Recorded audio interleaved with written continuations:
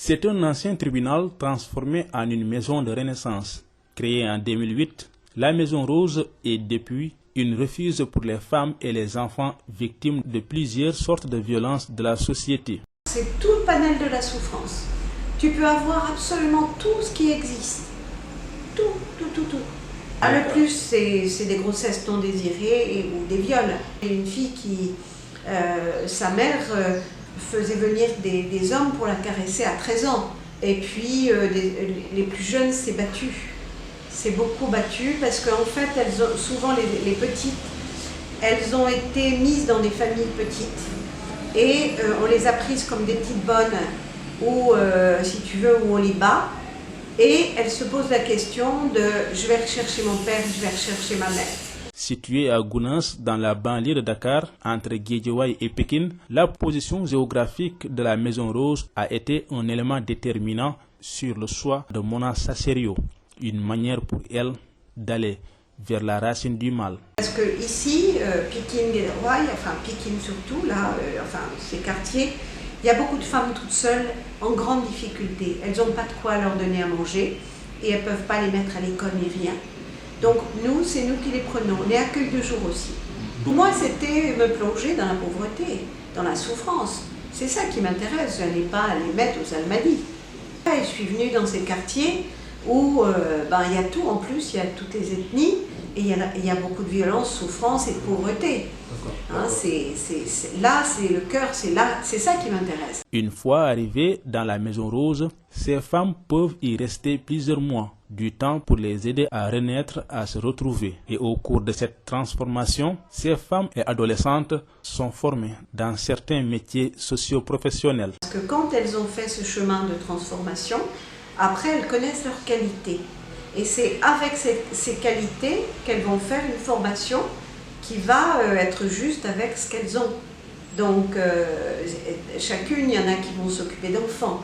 Donc, elles vont faire une formation avec les enfants. Il y en a une qui va être bonne en cuisine, donc elle va faire formation de cuisine.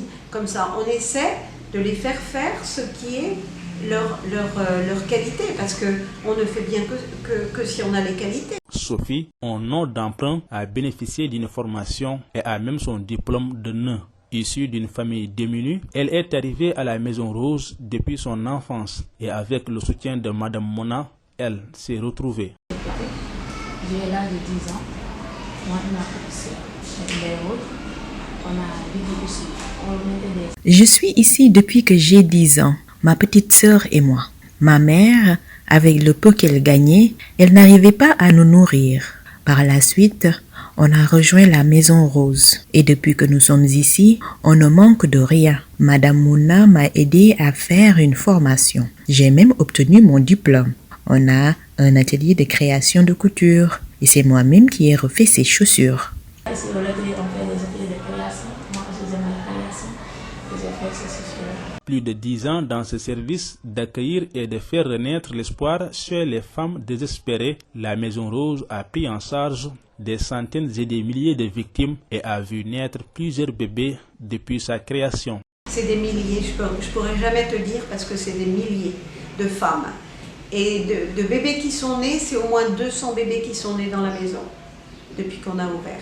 Les femmes ont fait leur grossesse ici.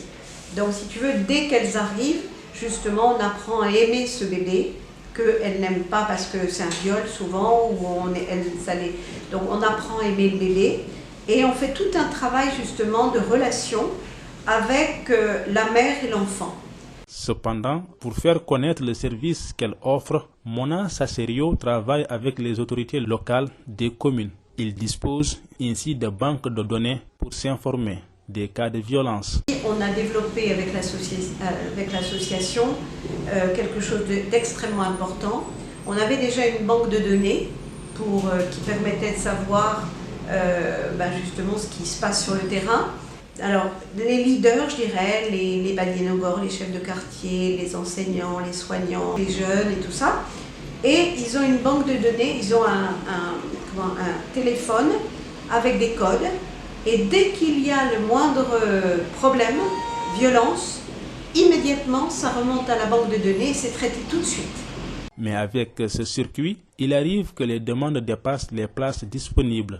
Une liste d'attente est donc établie. Mais pour offrir plus de services et pour suivre sa mission, la construction d'une petite maison rose est envisagée. Souvent, oui, souvent on refuse parce que quand la maison est pleine, mais elles sont en liste d'attente. Souvent elles attendent qu'il y ait une place quand il y en a une qui part. Alors là, très bientôt, justement, on est en train de chercher de l'argent. Donc en même temps, je fais un appel. À côté de la maison rose, va se construire la petite maison rose. Donc c'est une maison qui sera justement pour les bébés quand il y a, à l'accouchement, jusqu'à 5 ans. C'est-à-dire une éducation de l'enfant qui, justement, pour que les mères voient chaque enfant. Qu'est-ce qu'est mon enfant pour l'aider à se développer avec ses qualités. Adoptée et formée dans cette maison, Sophie veut également devenir basketteuse professionnelle pour ensuite venir en aide à cette école qui a dévoilé ses vraies qualités. À la maison, je me sens bien, moi et ma petite soeur. Maintenant, Ici, je me sens bien, ma sœur aussi. Avec les autres, nous sommes comme une famille. On partage tout ensemble. Je rêve de devenir une grande basketteuse et aider la Maison Rose parce que le service que Madame Mouna offre, ça mérite vraiment un soutien. Toutefois, des difficultés sont souvent notées sur le financement. Avec la Covid-19, les ONG et autres souteneurs ont diminué les fonds, d'où la crainte de Mona Sacherio pour cette année. L'UNICEF, donc voilà, mais le problème c'est qu'avec le virus, les fonds diminuent et ça on a très peur parce que je ne sais pas comment on va finir l'année. Donc j'appelle en même temps ceux qui pourraient nous aider. Il y a Save the Children, qui est aussi notre ONG, mais c'est pareil. Et puis, autrement, on a un mécène en France qui, tous les 2 ans, fait un gala et nous donne, si tu veux, voilà. Mais on s'inquiète beaucoup pour cette année. C'est vraiment dommage parce que c'est la seule maison pour les femmes, qui fait ce travail. Depuis le 1er janvier jusqu'au 22 mars 2021, 65 personnes ont été prises en charge par la Maison Rose. Après cette renaissance, certaines femmes retournent dans leur famille pour un nouveau envol. Pour celles qui n'ont pas de résidence familiale, une maison est louée pour qu'elles puissent poursuivre ensemble leur travail.